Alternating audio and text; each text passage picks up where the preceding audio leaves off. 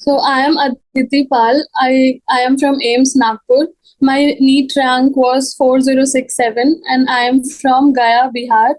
In the last session, we completed till short answer type questions, and now we are going to discuss the long answer questions. So the first question is, what structural and functional attributes must a cell have to be called a living cell? So So in this question, we are being asked that what structural and functional attributes must a cell have to be called a living cell.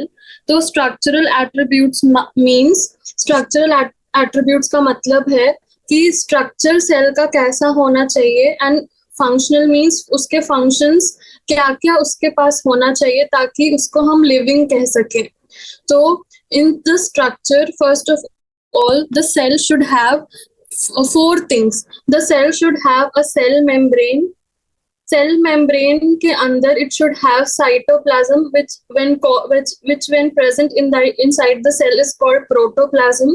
उसके बाद उसके अंदर cell organelles होने चाहिए, and finally genetic material होना चाहिए. Cell membrane इसीलिए why do we need a cell membrane? तो all the things should not enter inside the cell and all the things should not go outside the cell. मतलब जो चीज cell को चाहिए वही अंदर आनी चाहिए, एंड जो नहीं चाहिए वो बाहर जाना चाहिए. तो उसके लिए हमने सेल का स्ट्रक्चर भी पहले पढ़ा है कि फोस्फोलिपिड बाइलेयर होता है और उसमें बहुत सारे प्रोटीन्स एम्बेडेड होते हैं, कैरियर प्रोटीन्स. तो ये प्रोटीन्स का क्या काम होता है, that they selectively allow the passage of only certain substances. सब कुछ सेल के अंदर नहीं आना चाहिए, कोई हार्मफुल सब्सटेंसेस नहीं आने चाहिए.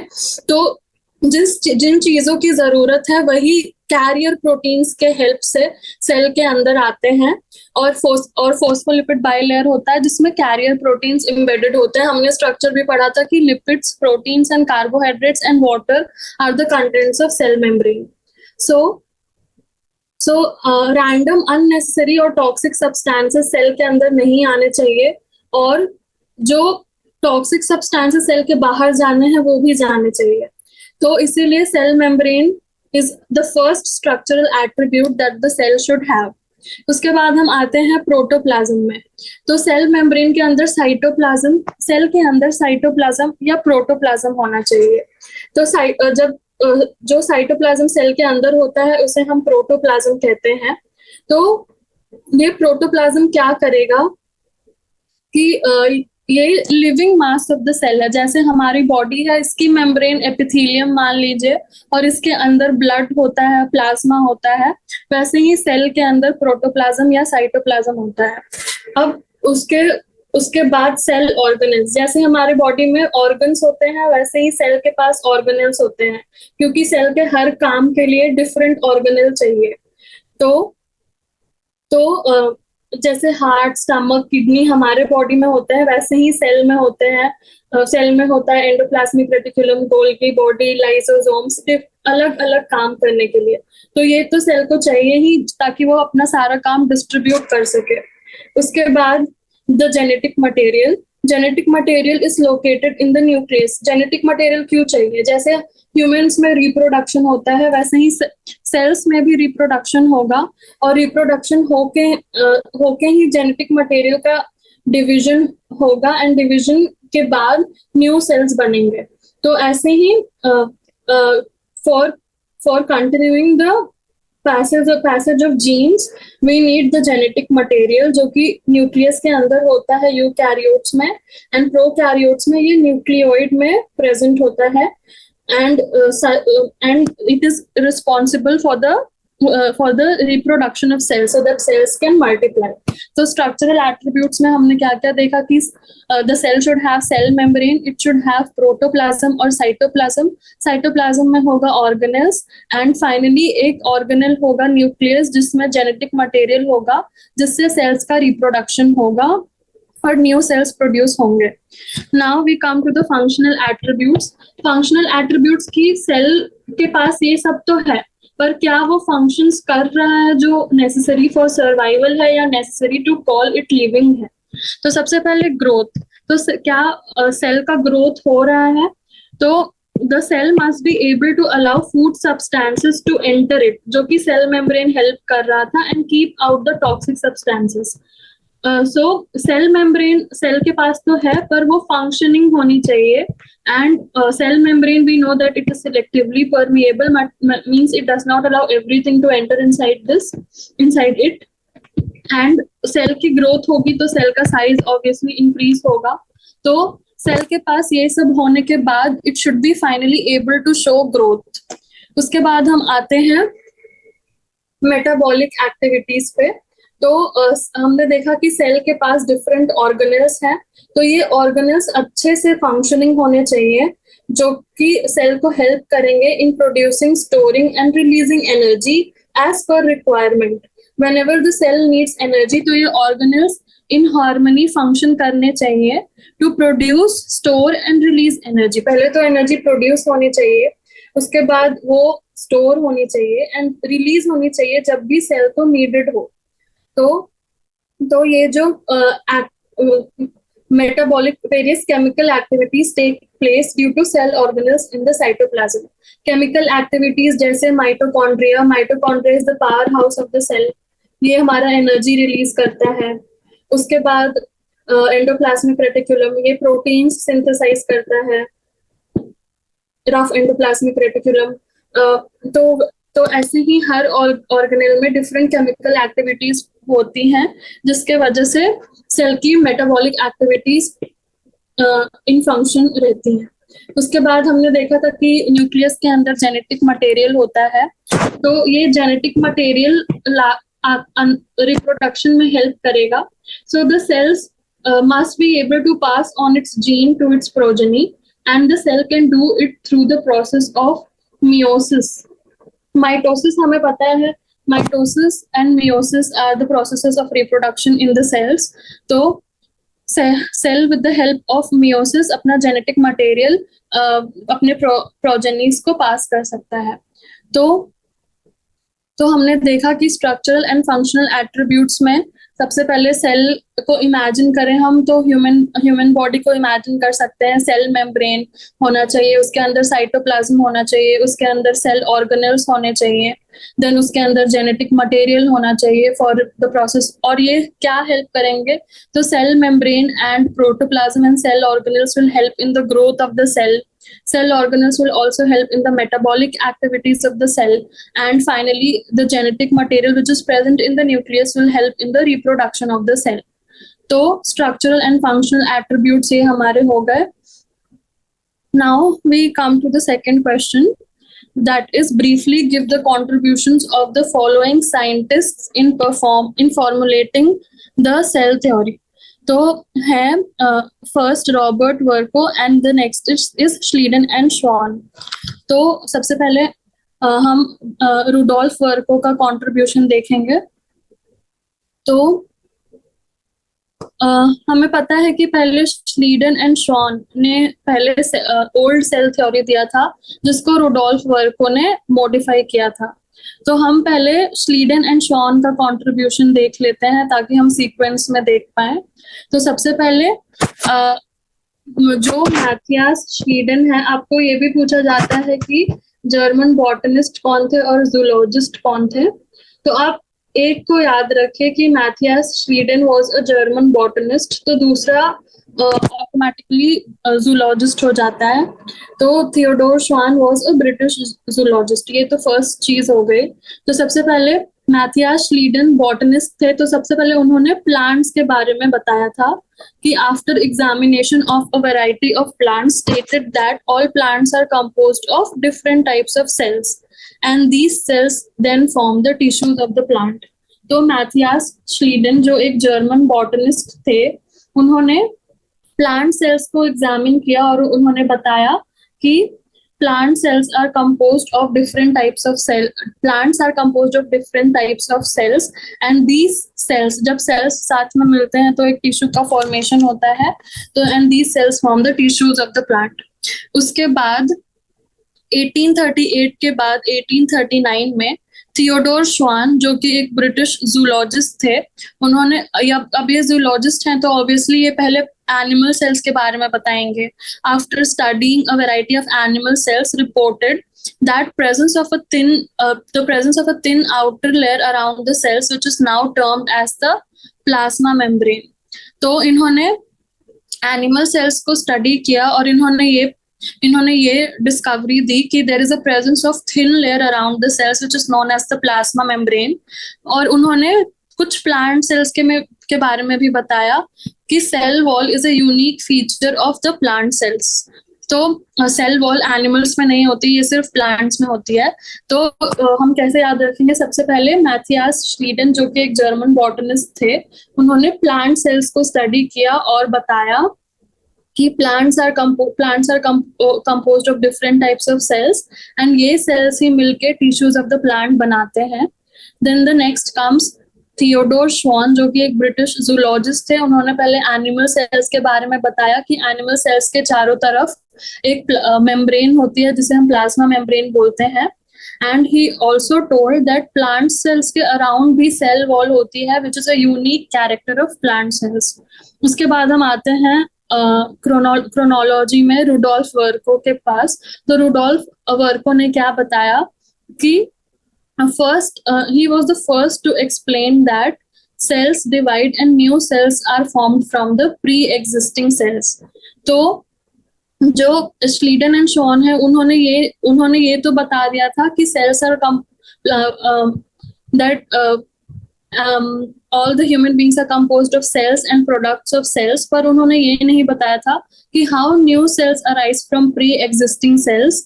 तो रुडोल्फ वर्को ने यही बताया कि the cells divide and the new cells are formed from pre-existing cells, जिसे हम याद रखते हैं omnis cellula e cellula. And he was also the first to demonstrate that the cell theory applies to diseased as well as to healthy tissue. मतलब कि जो cell theory है वो डिजीज्ड टिश्यू में भी अप्लाई होती है as well as healthy tissue में भी अप्लाई होती है. उसके बाद उन्होंने बहुत सारा रिसर्च किया in fields of archaeology and anthropology में भी. तो रुडोल्फ वर्को का क्या क्या कॉन्ट्रीब्यूशंस थे? तो उन्होंने सबसे पहले सेल थ्योरी को मॉडिफाई किया और उन्होंने बताया कि न्यू सेल्स अराइज कहाँ से होते हैं. उसके बाद उन्होंने ये बताया कि cell theory diseased tissue as well as healthy tissue को भी अप्लाई होती है. And he also researched in the fields of archaeology and anthropology. Okay, so ये हो गया हमारा second question. Briefly give the contributions of the following scientists.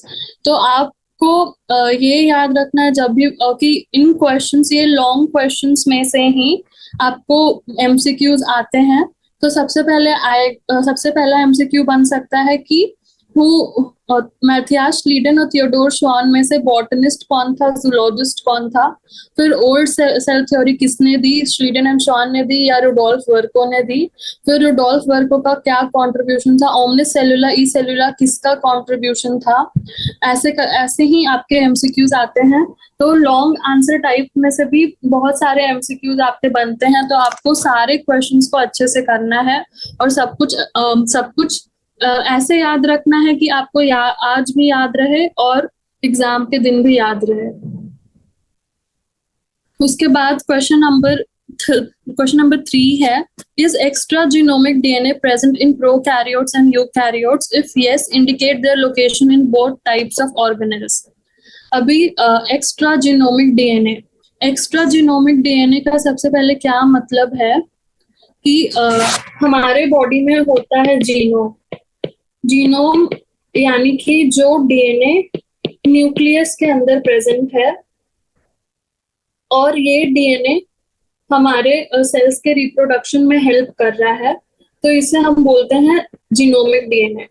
Extra genomic DNA, extra है मतलब कि ये न्यूक्लियस के अंदर प्रेजेंट नहीं है, ये कहीं भी बाहर प्रेजेंट है, न्यूक्लियस के बाहर. तो ये बोथ प्रोकैरियोट्स एंड यूकैरियोट्स में एक्स्ट्रा जीनोमिक डीएनए होता है. अब पहला क्वेश्चन था, is extra genomic DNA present in prokaryotes and eukaryotes? तो हम लिखेंगे हाँ, it is present in both prokaryotes and eukaryotes. अभी नेक्स्ट क्वेश्चन है कि where is it present? We have to indicate the location in both type of organisms. तो सबसे पहले extra genomic DNA in prokaryotes हमें देखना है। तो प्रोकैरियोट्स में एक्स्ट्रा जीनोमिक डीएनए कहाँ प्रेजेंट होता है? तो हमने पहले पिछले क्लास में भी देखा था कि extra genomic DNA is present in the form of plasmid, and the plasmid is circular DNA. They impart certain unique characters to bacteria such as resistance to antibiotics. तो मैं आपको प्लाज्मिड का स्ट्रक्चर एक बार फिर से दिखा देती हूँ। तो ये हमने पिछले क्लास में देखा था कि ये प्लाज्मिड है। ये आपको दिख रहा है कि एक सर्कुलर फॉर्म में है। उसके बाद इसमें डिफरेंट टाइप्स ऑफ जीन्स होते हैं, जैसे ampicillin resistant gene, tetracycline resistant gene. उसके बाद इसमें एक ओरिजिन ऑफ रेप्लिकेशन होता है। तो और इसमें डिफरेंट इकोआर्बन मतलब इकोलाई के रेप्लिकेशन के लिए जीन। तो ये डिफरेंट टाइप्स ऑफ जीन्स होते हैं। और इस प्लाज्मिड का नाम है PBR322। प्लाज्मिड के नाम का भी नॉमेनक्लेचर होता है, वो हम बाद में पढ़ेंगे। तो हम देख सकते हैं कि इसमें एक ओरिजिन ऑफ रेप्लिकेशन है, मतलब ये खुद रेप्लिकेट कर सकता है, ऑटोनोमसली रेप्लिकेट कर सकता है। इसके रेप्लिकेशन में न्यूक्लियस का कोई रोल नहीं है। तो ये हो गया हमारा extra genomic DNA in the case of prokaryotes. तो हम कहाँ थे? तो एक्स्ट्रा जीनोमिक डीएनए इन अभी मैंने आपको समझाया कि प्लाज्मिड का स्ट्रक्चर आपने देखा कि वो सर्कुलर होता है। Unique characteristics to the bacteria वो प्रोवाइड करता है, जैसे हमने जीन्स देखा, tetracycline resistant gene, ampicillin resistant gene. तो ये प्लाज्मिड उस बैक्टीरिया को टेट्रासाइक्लिन से एंड एम्पिसिलिन से रेजिस्टेंट होने में हेल्प करेगा। अब हम आते हैं extra genomic DNA in eukaryotes. अभी यूकैरियोट्स यानी हमारे अंदर सेल्स में एक्स्ट्रा जीनोमिक डीएनए होता है। हमेशा एक क्वेश्चन आता है कि न्यूक्लियस को छोड़ के कौन से दो ऑर्गेनेल्स हैं जिसमें डीएनए प्रेजेंट होता है? तो वो होता है माइटोकॉन्ड्रिया एंड प्लास्टिड्स। और ये भी याद रखना है कि eukaryotes mitochondria and plasmids, okay. उसके बाद because of the presence of DNA, mitochondria and plastids have self replication capabilities. ये obvious सी बात है कि अगर उसमें DNA है तो वो खुद से replicate कर सकते हैं। तो mitochondria and plastids जो है वो सेल तो रेप्लिकेट करेगी ही, पर इसके अंदर माइटोकॉन्ड्रिया एंड प्लास्टिड्स भी खुद से रेप्लिकेट कर सकते हैं और ये न्यूक्लियस के कंट्रोल में नहीं है। और हमने पहले भी देखा था कि प्लाज्मिड भी ऑटोनोमस है। वैसे ही बिकॉज ऑफ अब जो भी खुद से डिसीजन लेता है उसे हम सेमी ऑटोनोमस कहते हैं। तो because of self replication autonomous कहते हैं। Because of self replication capabilities these cell organelles are called semi autonomous organelles. Semi autonomous क्यों? क्योंकि ये सेल के अंदर तो प्रेजेंट है, तो सेल के साथ भी इनको रेप्लिकेट करना पड़ेगा, लेकिन ये खुद भी कर सकते हैं। लेकिन प्लाज्मिड का क्या है कि प्लाज्मिड प्रोकैरियोट्स और यूकैरियोट्स का जो रिप्रोडक्शन है वो बिल्कुल डिफरेंट होता है।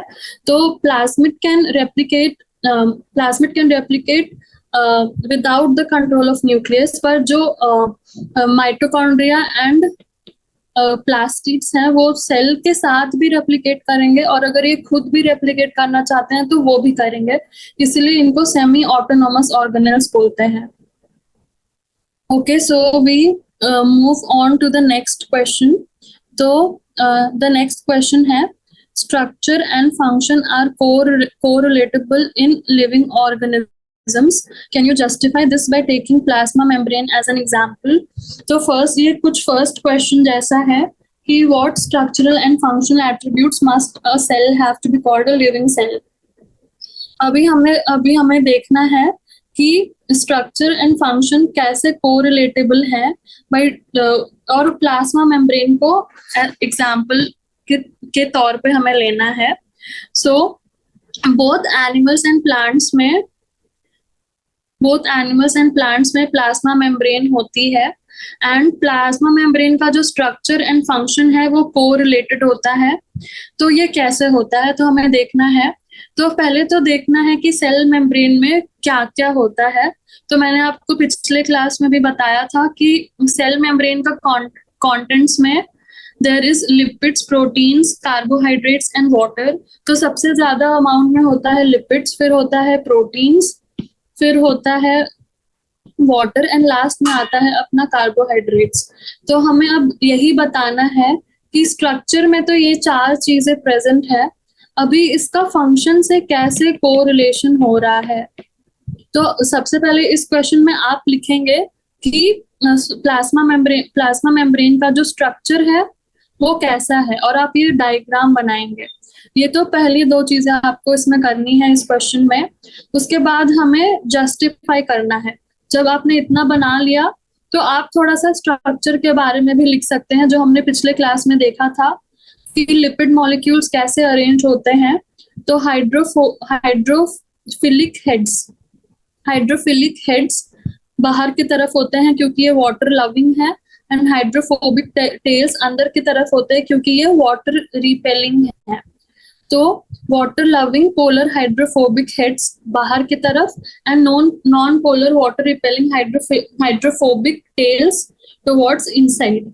और इसके बाद ये स्ट्रक्चर बनाने के बाद आपको बीच में प्रोटीन मॉलिक्यूल्स को दिखाना है कि ये बीच में एम्बेडेड होते हैं, और सबसे ऊपर ओलिगोसैकेराइड्स के फॉर्म में कार्बोहाइड्रेट्स को दिखाना है. तो सबसे पहले हमारा स्ट्रक्चर बन गया. अब हम डिस्क्राइब करेंगे कि कैसे फंक्शन के साथ ये कोरिलेटेड होगा. तो सबसे पहले हम a cell membrane consists of proteins, lipids and carbohydrates. वो मैंने आपको दिखा दिया अभी. तो प्रोटीन कंपोनेंट क्या होता है. प्रोटीन कंपोनेंट मान लीजिए कि ये लिपिड्स हैं, तो प्रोटीन्स ट्रांस मेम्ब्रेन प्रोटीन्स की तरह अरेंज होते हैं. तो ये क्या करते हैं, ये act as solute channels allowing the flow of minerals, hormones and cellular information from one organelle to another or from one cell to another.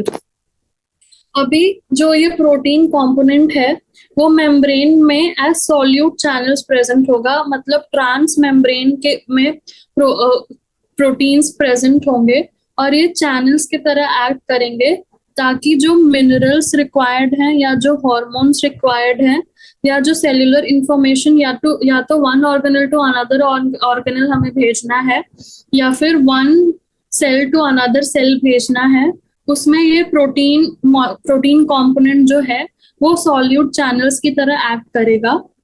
उसके बाद in case of plants where minerals are absorbed actively from the soil, the plasma membrane possesses proteinaceous carrier. तो ये same चीज लिखी हुई है कि जैसे आप बहुत सारे एग्जांपल्स दे सकते हैं क्योंकि हर सेल मेम्ब्रेन में प्रोटीन्स तो प्रेजेंट होते ही हैं. हमें पता है कि प्लांट्स में सॉइल से मिनरल्स एब्जॉर्ब होते हैं, तो उसमें जो प्लाज्मा मेम्ब्रेन है उसमें प्रोटीनेशियस कैरियर्स होते हैं जो कि हेल्प करते हैं इन एब्जॉर्बिंग द रिक्वायर्ड मिनरल्स. उसके बाद हम आते हैं कि ये oligosaccharides that is the carbohydrates. तो ओलिगोसैकेराइड्स में what do they do? तो हमने पढ़ा था कि ओलिगोसैकेराइड्स जो है वो सबसे ऊपर प्रेजेंट होते हैं एंड वो एक्ट करते हैं as recognition centres and they help in recognising foreign entities before allowing them entry into the cell. तो जो ये ओलिगोसैकेराइड्स हैं ये रिकॉग्निशन सेंटर्स है, मतलब हर सेल में ओलिगोसैकेराइड्स डिफरेंट होंगे ताकि हर सेल को हम रिकॉग्नाइज कर सके. जैसे कि ये आरबीसी है, ये डब्ल्यूबीसी है, तो हर सेल के रिकॉग्निशन के लिए ऑलिगोसैकेराइड्स डिफरेंट होते हैं। बेसिकली जो हम टाइपिंग ऑफ सेल्स करते हैं, टाइपिंग यानी कि रिकॉग्निशन ऑफ सेल्स का जो प्रोसेस होता है, उसमें ये ऑलिगोसैकेराइड्स हेल्प करते हैं। उसके बाद हम आते हैं कि लिपिड कंपोनेंट। तो लिपिड्स का मैंने आपको बताया था कि hydrophilic polar head towards outside and hydrophobic tails towards inside. तो ये लिपिड्स जो है ये प्रोवाइड करते हैं फ्लूइडिटी टू द मेम्ब्रेन। ठीक है, तो फ्लूइड, जो मेम्ब्रेन अगर फ्लूइड होगी तो आसानी से सब्सटेंसेस का मूवमेंट इन एंड आउट होगा, और वैसे ही ये सेल को भी फ्लूइडिटी प्रोवाइड करेगी, ताकि सेल्स के आउटसाइड ऐसे हार्ड कवरिंग नहीं होनी चाहिए, ताकि कोई मॉलिक्यूल्स अंदर ना आ सके और टॉक्सिक सब्सटेंसेस बाहर ना जा सके। उसके बाद ग्लाइकोकैलिक्स जो कि प्रेजेंट होता है सेल मेम्ब्रेन में, मोस्टली इन प्रोकैरियोट्स में, वो also helps in cellular attachment. तो हमने देख लिया कि in animals and plants plasma membrane structure and function are correlated. तो ये कैसे होगा, तो हमें सबसे पहले structure of the plasma membrane समझाना है कि प्लाज्मा मेम्ब्रेन में एक्चुअली होता क्या क्या है। Then after we explain the structure, like what is present in the structure, तभी हम एक एक करके उसके हर कंपोनेंट का फंक्शन बता सकते हैं। तभी एज अ होल जो प्लाज्मा मेम्ब्रेन है वो फंक्शन कर पाएगी। तो हमने देखा कि सबसे पहले हमें प्लाज्मा मेम्ब्रेन को एक्सप्लेन करना है, प्लाज्मा मेम्ब्रेन का स्ट्रक्चर बनाना है। सबसे पहले प्लाज्मा मेम्ब्रेन का स्ट्रक्चर बनाना है, उसके कंपोनेंट्स लिखने हैं। कंपोनेंट्स लिखने के बाद कंपोनेंट्स का हर एक कंपोनेंट का फंक्शन एक्सप्लेन करना है, और हर एक कंपोनेंट मिलके ही पूरे प्लाज्मा मेम्ब्रेन का फंक्शन पे कंट्रीब्यूट करेगा, जो प्लाज्मा मेम्ब्रेन का फाइनल फंक्शन होगा। तो ऐसे हमने इस क्वेश्चन को अच्छे से कर लिया।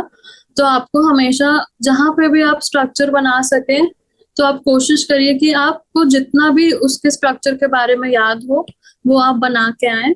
उसके बाद हम आते हैं क्वेश्चन नंबर 5 पे, जो कि है eukaryotic cells have organelles which may not be bound by a membrane, bound by a single membrane and bound by a double membrane।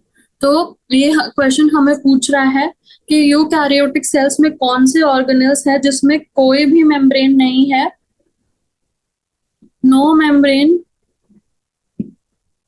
जिसमें एक सिंगल मेम्ब्रेन है और जिसमें एक डबल मेम्ब्रेन है।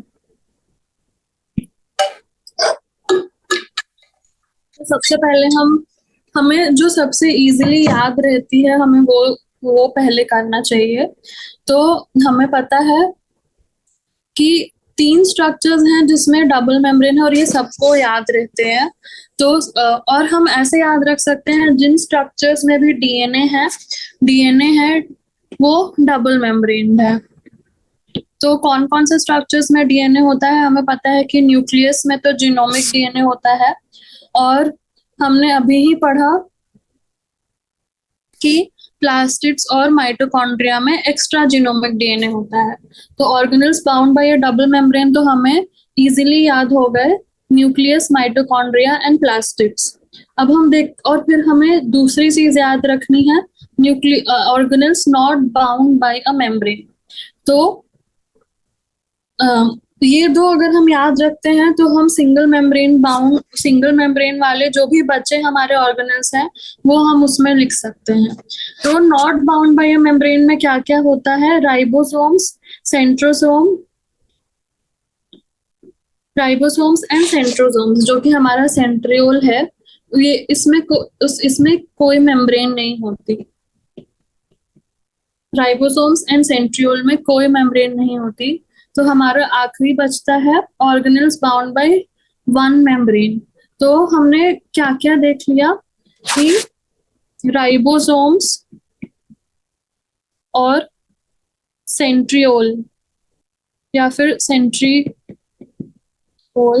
ये दोनों में कोई मेम्ब्रेन नहीं होती। उसके बाद जो भी डीएनए कंटेनिंग स्ट्रक्चर्स हैं, न्यूक्लियस, माइटोकॉन्ड्रिया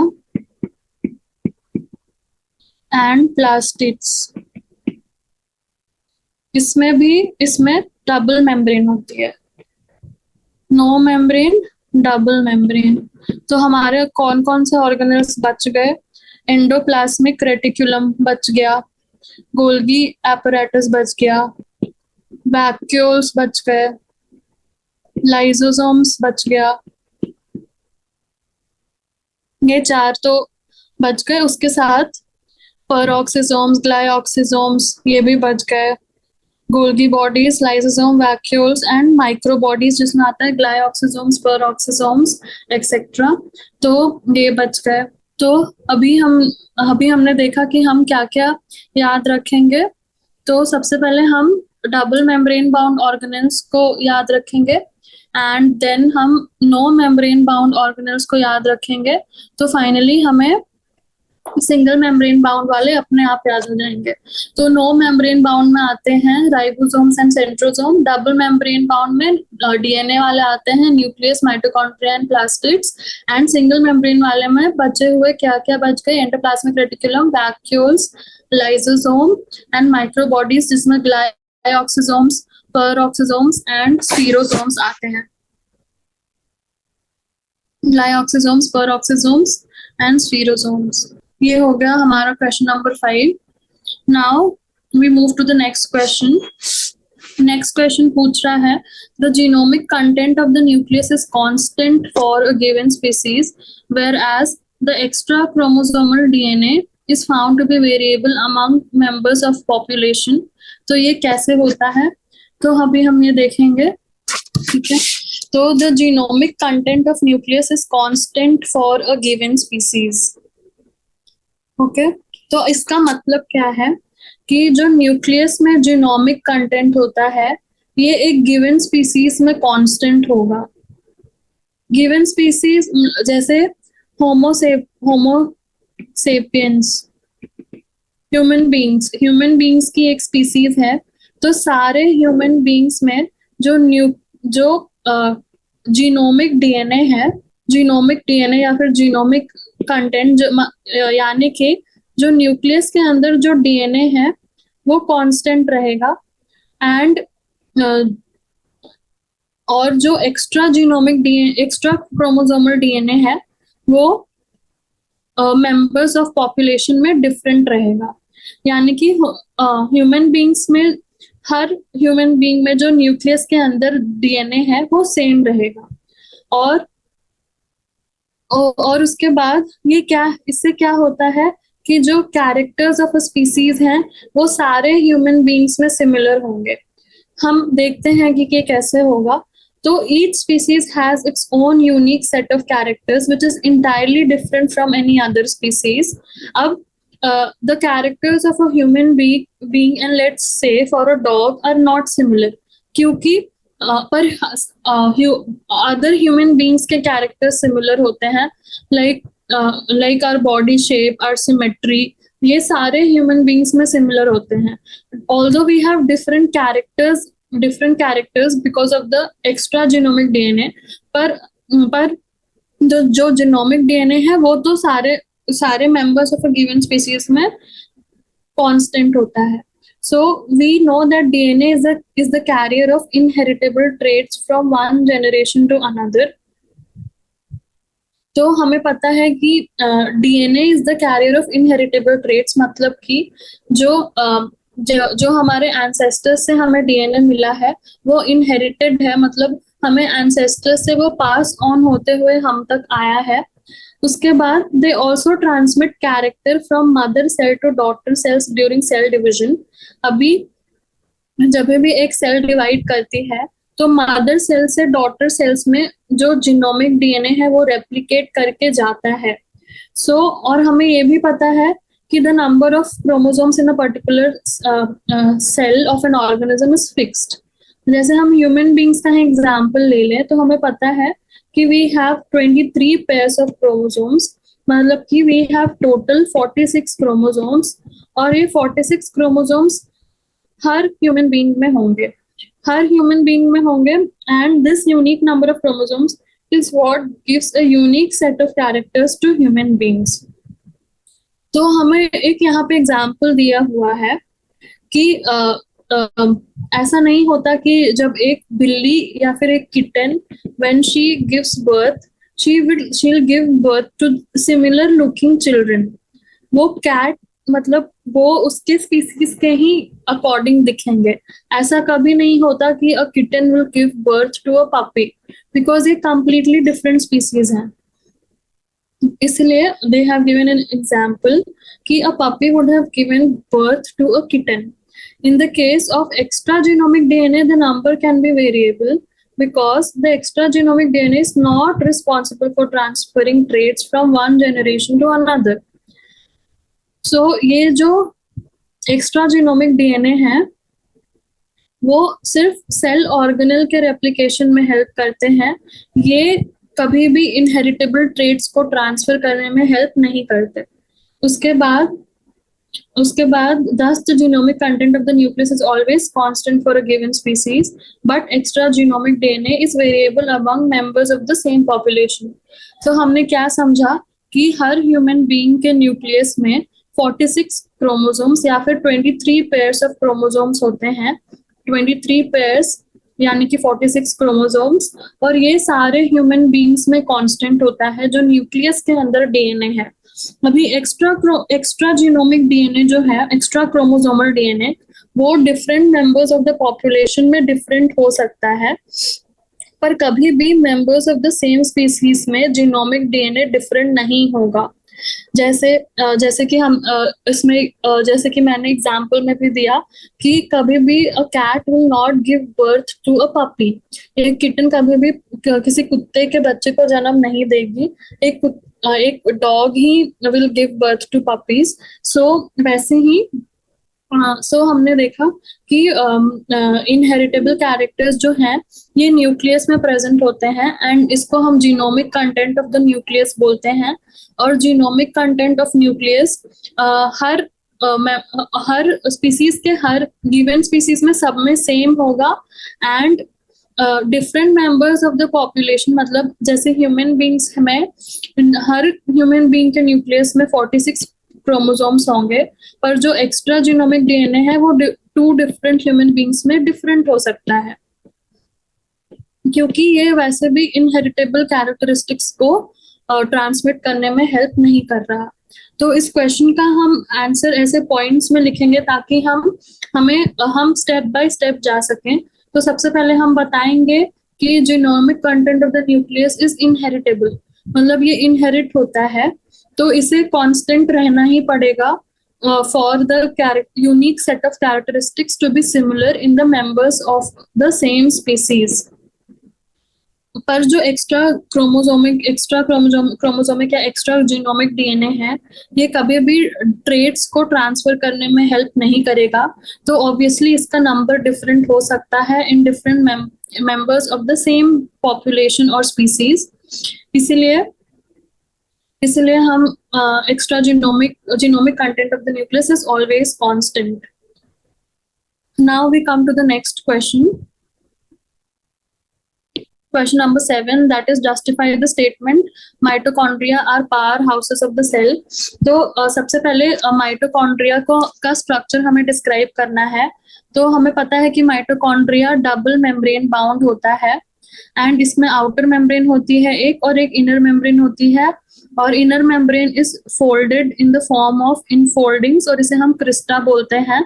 और क्रिस्टा और जो आउटर मेम्ब्रेन और इनर मेम्ब्रेन है उसके बीच में एक स्पेस है जिसे हम इंटर मेम्ब्रेन स्पेस बोलते हैं, और इसके अंदर मैट्रिक्स है। तो mitochondria is a sausage shaped और cylindrical structure having a diameter of 0.2 to 1 micron and a length 1 to 4.1 micron. तो आप रफली याद रख सकते हैं diameter of 1 micron and length of 1 to 4 micron. तो माइटोकॉन्ड्रिया जो है डबल मेम्ब्रेन बाउंड स्ट्रक्चर है with outer membrane and inner membrane, dividing its lumen distinctly into 2 aqueous compartments.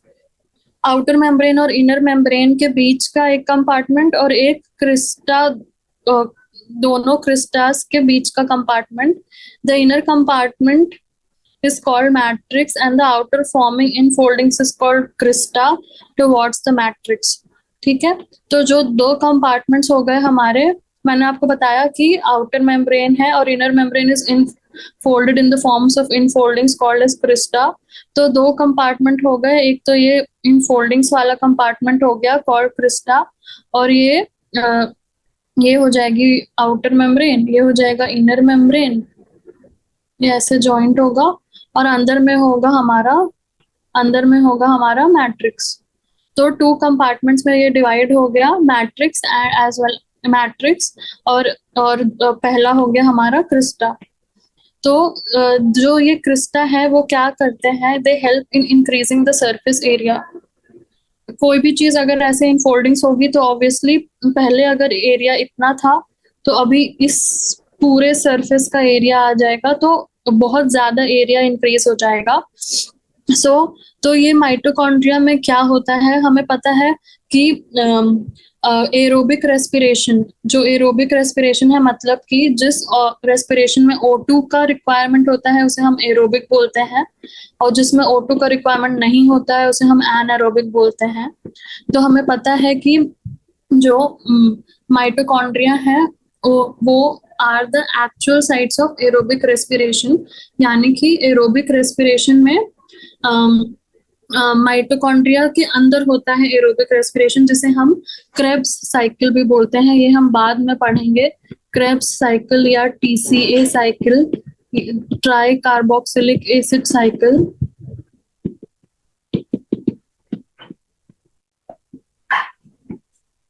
ये हमारा माइटोकॉन्ड्रिया के अंदर होता है, इसलिए जो एनर्जी है, energy in the form of ATP, ये माइटोकॉन्ड्रिया के अंदर बनती है, इसीलिए हम माइटोकॉन्ड्रिया को powerhouse of the cell बोलते हैं।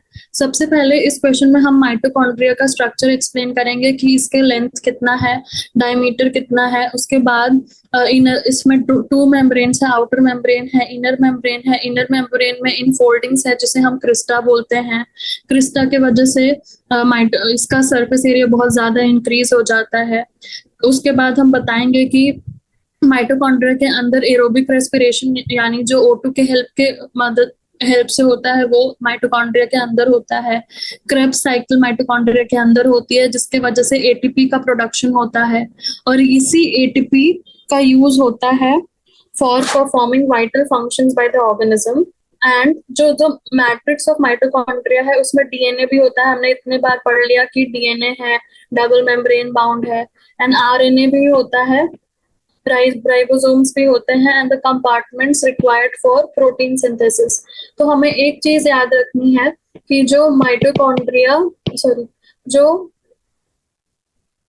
हाँ जो माइटोकॉन्ड्रिया है और जो प्लास्टिड्स है वो दोनों में राइबोसोम्स होते हैं, पर ये यूकैरियोटिक ऑर्गेनेल्स हैं, पर इसमें जो राइबोसोम्स होते हैं वो 70S होते हैं, सिर्फ ये दोनों ऑर्गेनेल्स में।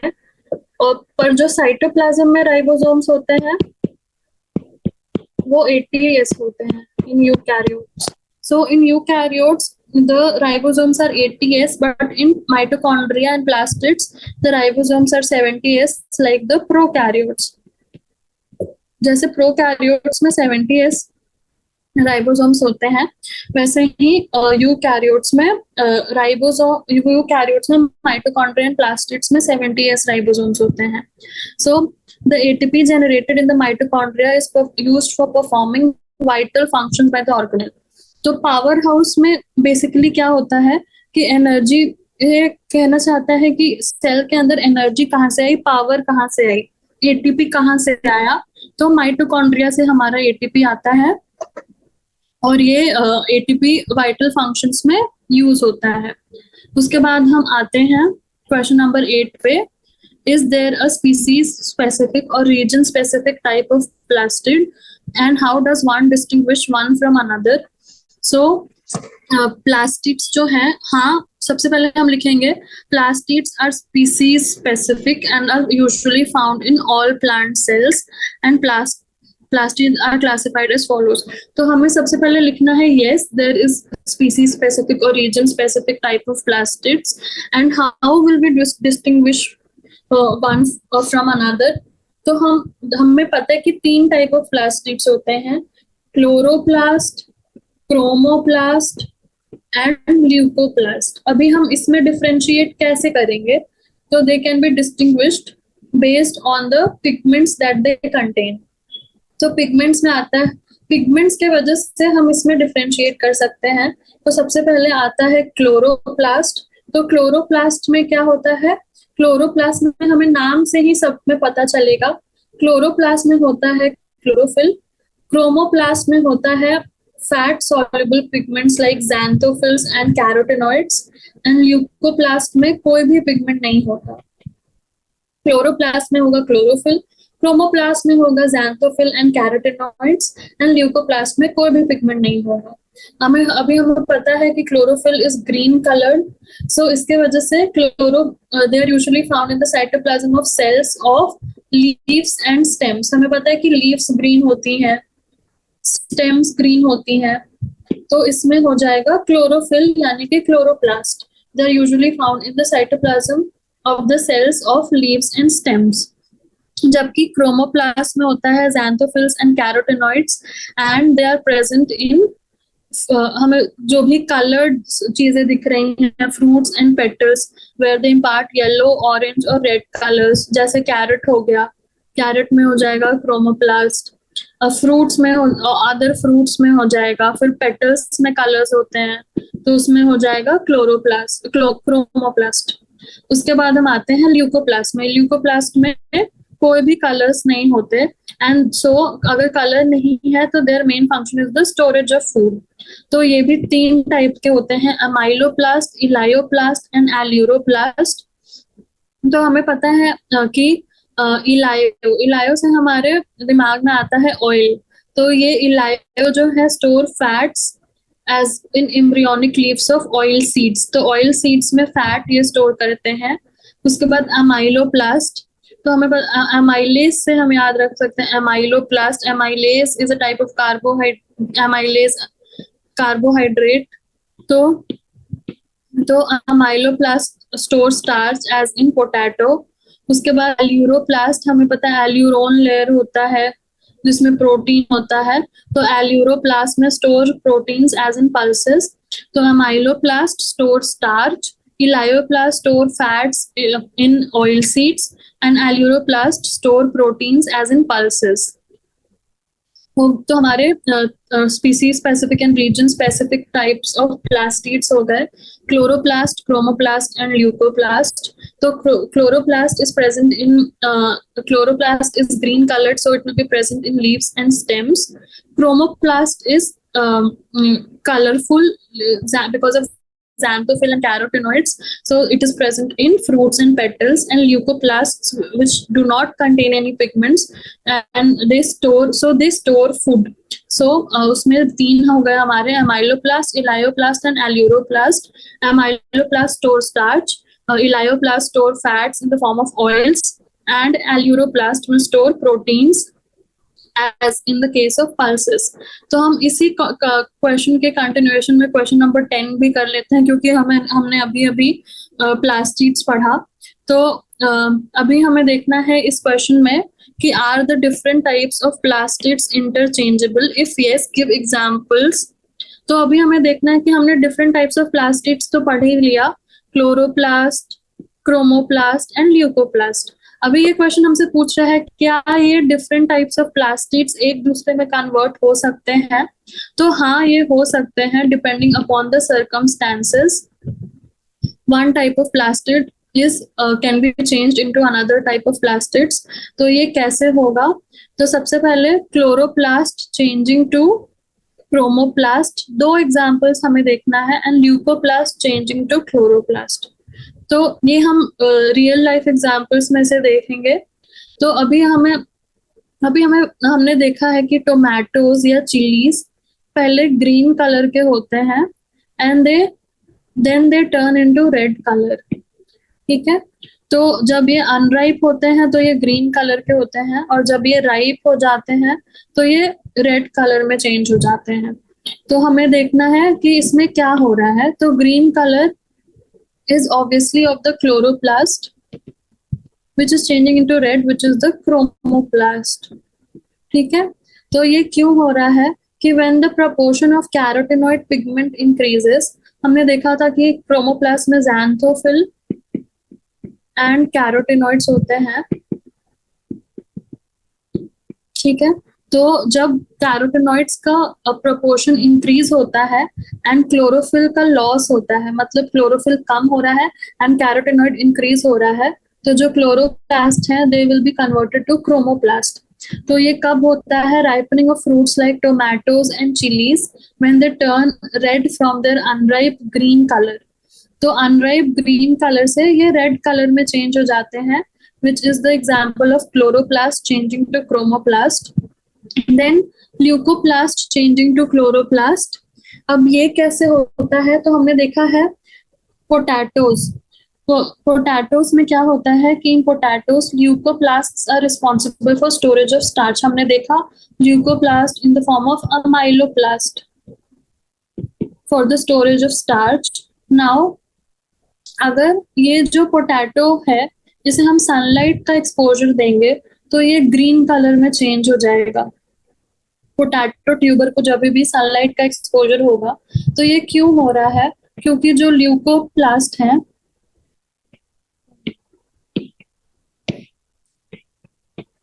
जो ल्यूकोप्लास्ट्स हैं, they are getting converted into chloroplasts,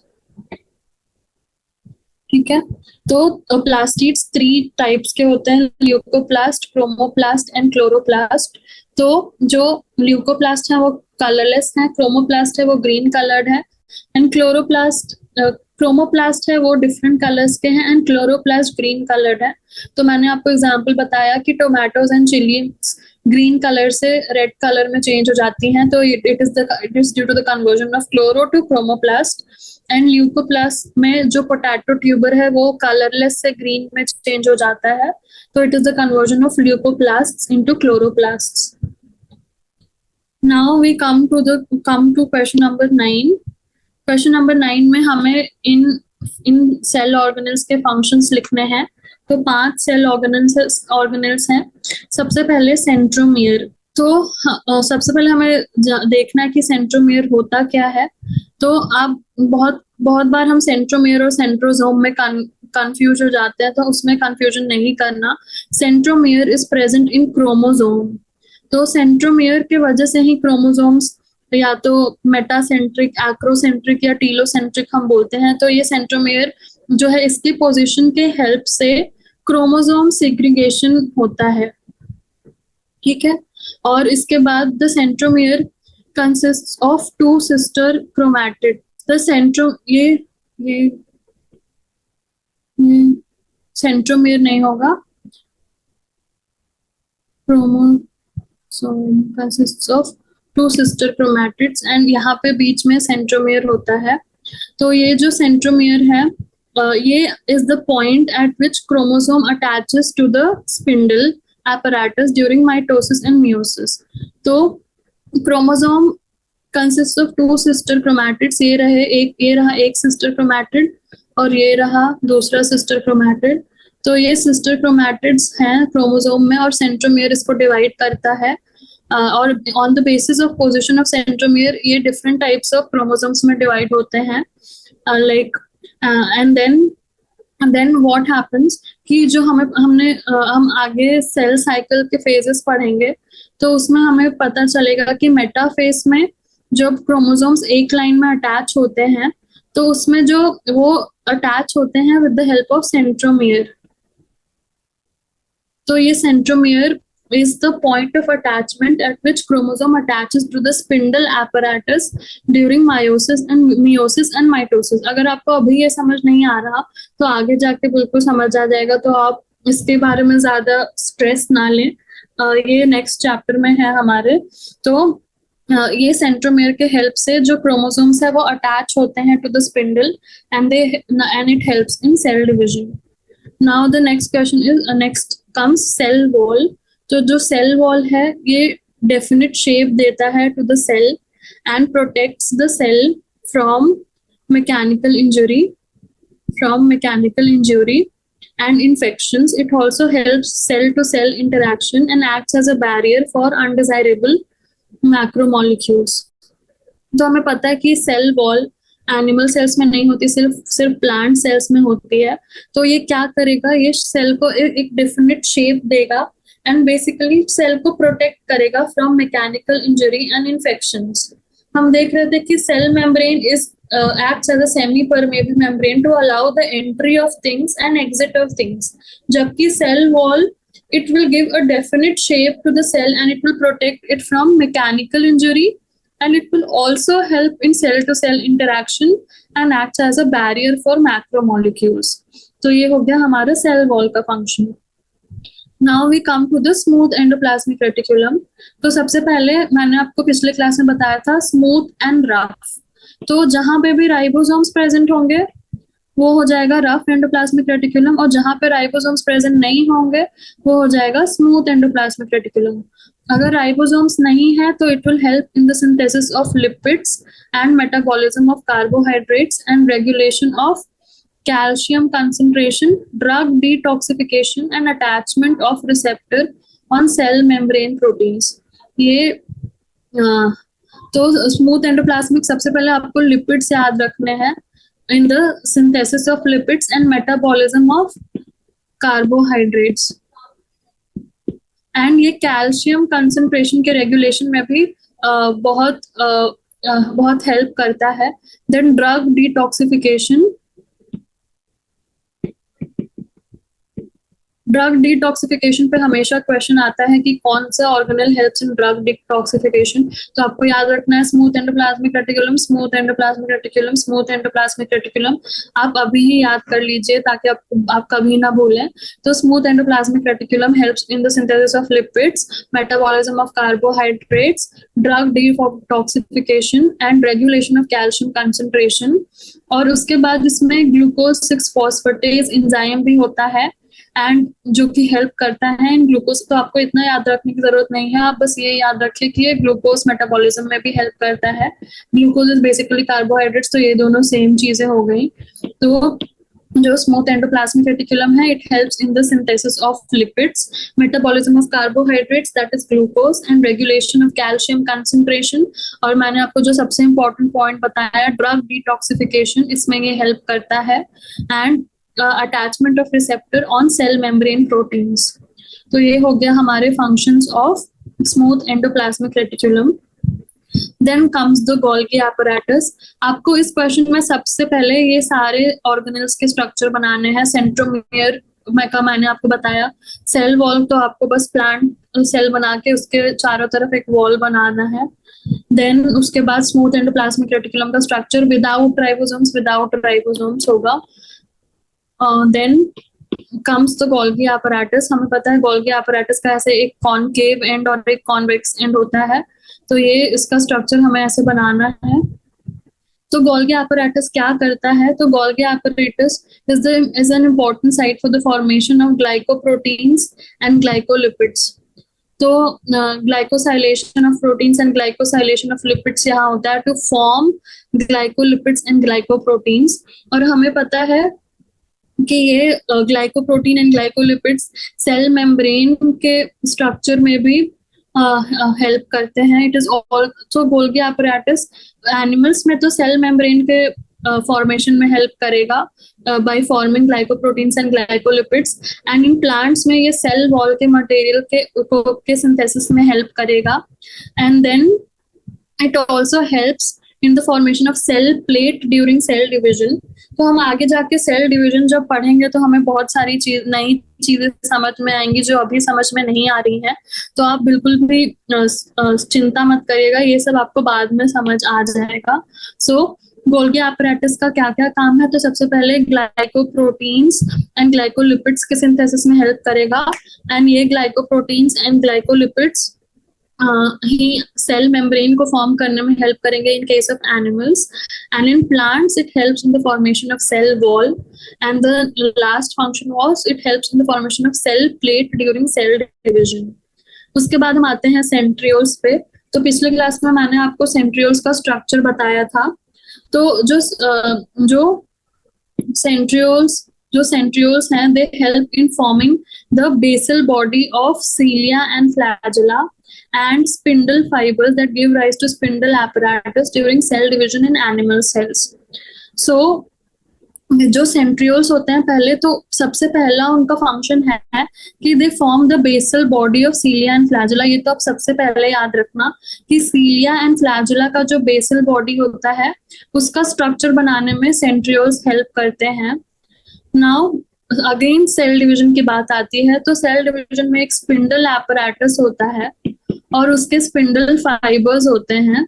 तो स्पिंडल फाइबर्स जो हैं वो स्पिंडल एपराटस और स्पिंडल फाइबर्स वो सेंट्रियोल्स के हेल्प से फॉर्म होते हैं और ये spindle apparatus and spindle fibers they help in cell division in animal cells and then the next function is they help in the formation of microtubules and sperm tail। जो sperm होता है उसकी जो tail होती है as well as जो microtubules होते हैं उसके formation में भी centrioles help करते हैं। then मैंने बताया था कि स्पिंडल एपराटस में इनका इन्वॉल्वमेंट होता है तो हम पढ़ेंगे कि ये एस्टर्स और स्पिंडल पोल और स्पिंडल एपराटस और सेल डिवीजन में ये सब चीजों का क्या रोल है। पर हमें अभी के लिए इतना याद रखना है कि centrioles will help in cell division by forming the spindle apparatus and spindle fibres. तो हमने कितने फंक्शन देख लिए कि centrioles will form the basal body of cilia and flagella. They will also form the spindle apparatus and spindle fibers which are required during cell division, and then they will also help in the formation of finally जो cell division होगा, and then they'll third जो था they help in the formation of microtubules and sperm tail। तो 3 function तो हमें याद होगा और स्पिंडल एपराटस से हमें ये याद रखना है कि जो सेंट्रियोल्स है they help in cell division. तो ये हमारे 5 ऑर्गेनेल्स के फंक्शन हो गए। तो हमने सारे क्वेश्चंस अभी देख लिए हैं।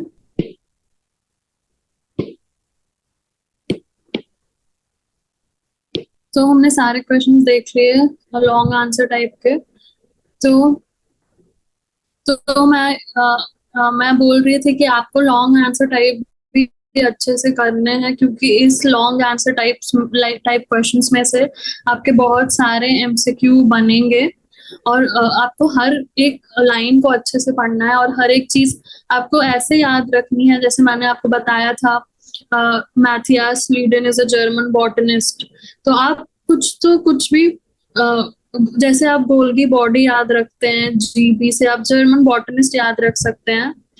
तो आप ऐसे MSGB से भी याद रखेंगे तो आपको यहाँ हमेशा याद रखेगा कि Matthias Schleiden was a German botanist. तो आपको हम याद रहेगा कि थियोडोर श्वान बॉटनिस्ट तो नहीं है। तो आप ऐसे क्वेश्चंस के आंसर्स भी जब लिखेंगे तो आप इसके हिसाब से लिख सकते हैं क्योंकि आपने बॉटनिस्ट लिखा तो आप पहले प्लांट सेल्स के बारे में लिख सकते हैं, जूलॉजिस्ट लिखा तो आप एनिमल सेल्स के बारे में लिखेंगे ऑब्वियसली। उसके बाद रुडोल्फ वर्को के बारे में मैंने आपको बताया। उसके बाद थर्ड क्वेश्चन में मैंने एक्स्ट्रा जीनोमिक डीएनए प्रोकैरियोट्स और यूकैरियोट्स दोनों में प्रेजेंट होता है। प्रोकैरियोट्स में प्लास्टिड के फॉर्म में प्रेजेंट होता है, यूकैरियोट्स में माइटोकॉन्ड्रिया और प्रोकैरियोट्स में प्लाज्मिड के फॉर्म में प्रेजेंट होता है एंड यूकैरियोट्स में माइटोकॉन्ड्रिया एंड प्लास्टिड्स में होता है and it helps in because of that they have self replication abilities. Then first question and fourth question almost similar थे जिसमें हमने structural and functional attributes of the cell देखा, cell membrane, protoplasm, cell organelles, genetic material, और ये help करते हैं in growth, metabolic activities and reproduction of the cell में। उसके बाद हमने देखा कि structure and function are correlatable in living organisms. तो स्ट्रक्चर और फंक्शन हमने प्लाज्मा मेम्ब्रेन का बताया कि इसका स्ट्रक्चर कैसा है, lipids, carbohydrates and proteins and water present है प्लाज्मा मेम्ब्रेन में और हर एक कंपोनेंट का एक्चुअली क्या फंक्शन है प्लाज्मा मेम्ब्रेन में जो कि प्लाज्मा मेम्ब्रेन को एज अ होल उसके फंक्शंस करने में हेल्प करता है। तो हमने देखा कि lipids are arranged in bilayer of fluidity provide करते हैं, proteins act as solute channels जो कि रिक्वायर्ड मटेरियल्स को अंदर आने देते हैं, देन कार्बोहाइड्रेट्स ओलिगोसैकेराइड्स के फॉर्म में प्रेजेंट होते हैं जो रिकॉग्निशन के हेल्प में करते हैं, रिकॉग्निशन में हेल्प करते हैं। देन ग्लाइकोकैलिक्स भी होता है जो सेल्यूलर अटैचमेंट में हेल्प करता है। तो हमने ये सब देख लिया। उसके बाद मैंने आपको यूकैरियोटिक सेल्स के ऑर्गेनेल्स के बारे में याद कराया कि डबल मेम्ब्रेन में सब में डीएनए होगा, तो ये हो जाएगा DNA, nucleus, mitochondria and plastids. फिर विदाउट मेम्ब्रेन राइबोसोम्स और सेंट्रियोल या सेंट्रोसोम हो जाएगा। तो सिंगल ऑर्गेनेल्स के क्या बचे? Endoplasmic reticulum, Golgi body, vacuoles, lysosomes and microbodies. तो ये हमने अच्छे से याद कर लिया। फिर मैंने आपको जीनोमिक और एक्स्ट्रा क्रोमोसोमल डीएनए का बताया कि genomic DNA will be constant in a particular species.